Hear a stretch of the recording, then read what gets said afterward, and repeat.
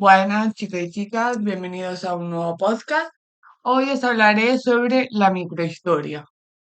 La evolución de la ciencia histórica durante el siglo XX estuvo marcada por una tensión constante entre la búsqueda de leyes universales y la comprensión de la singularidad humana.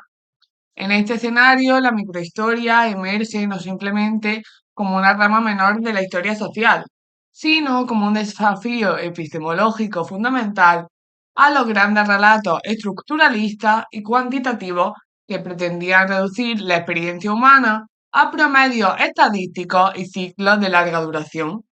Surgida principalmente en Italia durante la década de 1970, esta corriente propone que la realidad social solo puede ser aprendida cabalmente si se modifica la escala de observación, permitiendo que el individuo, el accidente y la anomalía recuperen su lugar central como motores de la historia. Para situar la microhistoria es necesario analizar el dominio previo de la escuela de los anales y su ambición de construir una historia total. Bajo el liderazgo de figuras como Marc Bloch o Lucien Febvre y posteriormente Fernand Braudel, la historiografía francesa se alejó de la biografía de los grandes hombres y del acontecimiento político aislado para centrarse en la estructura socioeconómica de larga duración.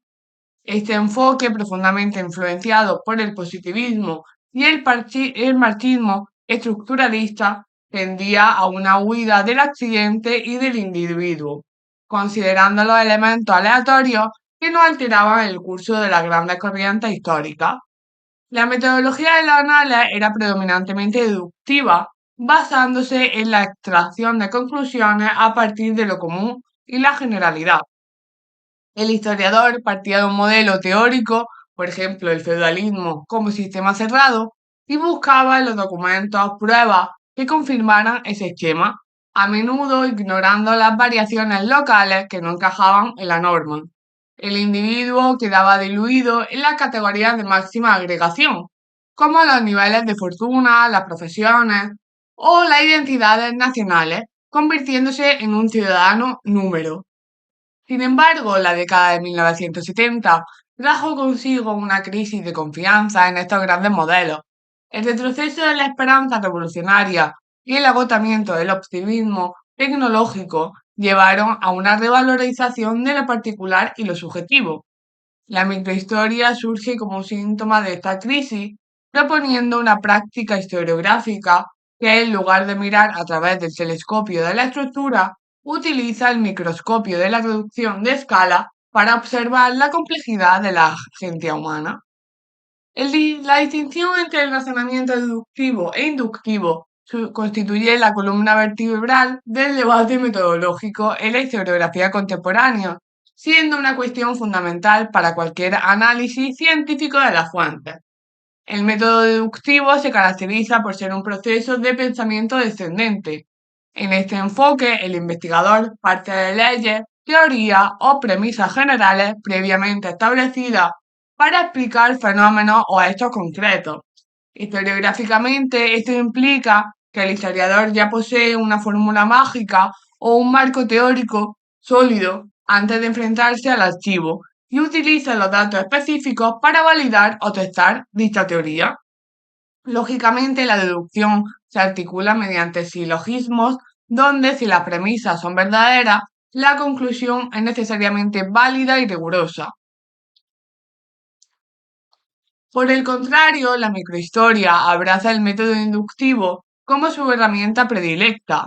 La inducción es un razonamiento ascendente que comienza con la observación minuciosa de casos individuales y a través del reconocimiento de patrones y regularidades llega a la formulación de teorías o generalizaciones.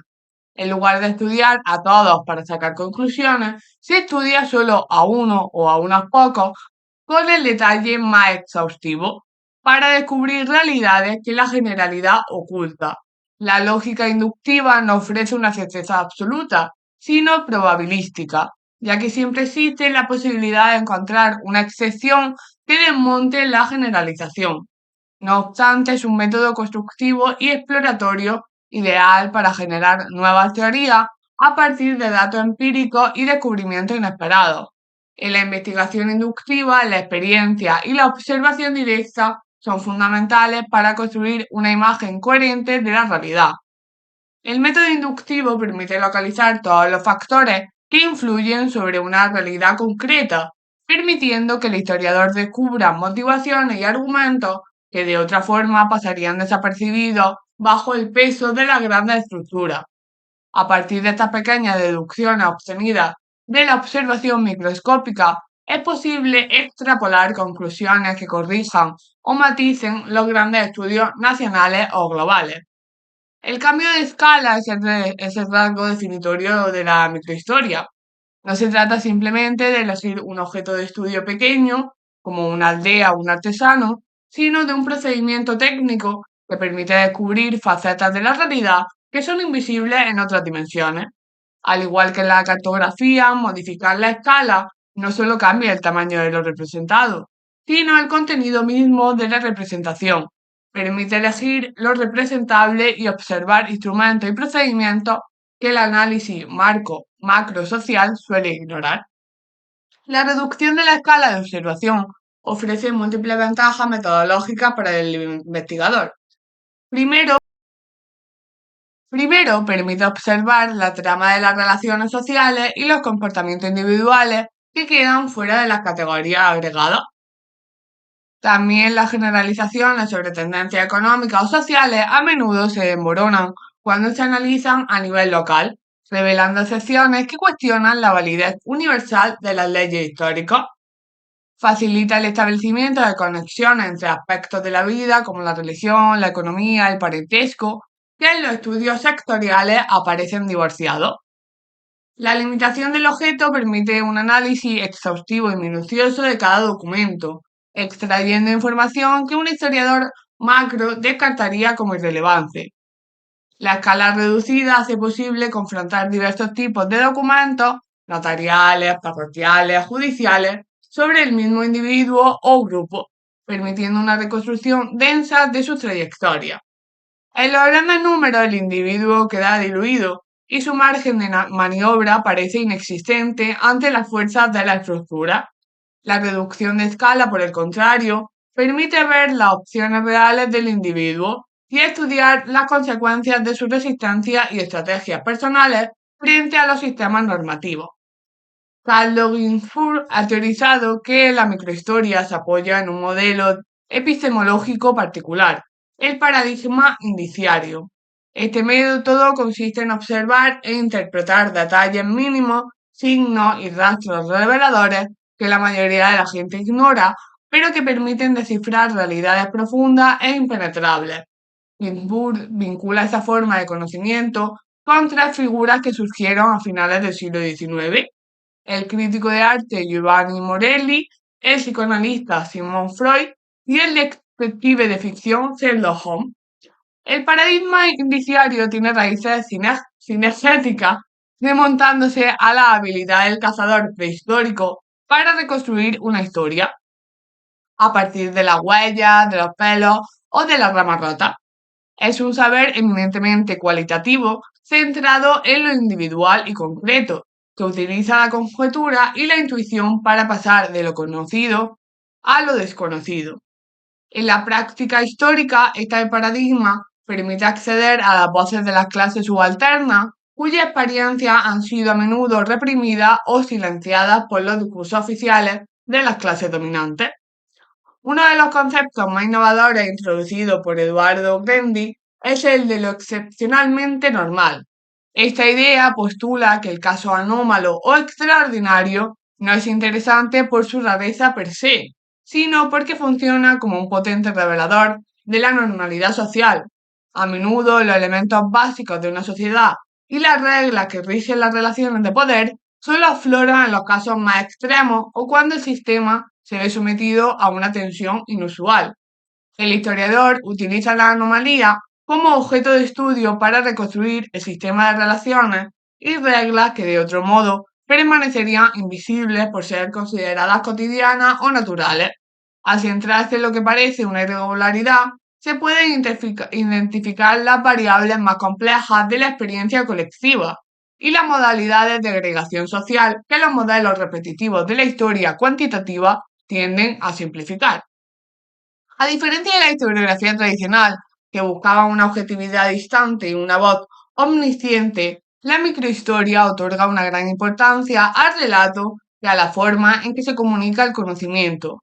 El relato facilita la comprensión de la complejidad social al permitir al lector abordar los hechos de forma cronológica, evitando perspectivas finalistas que asumen que el resultado de un proceso era inevitable desde su inicio.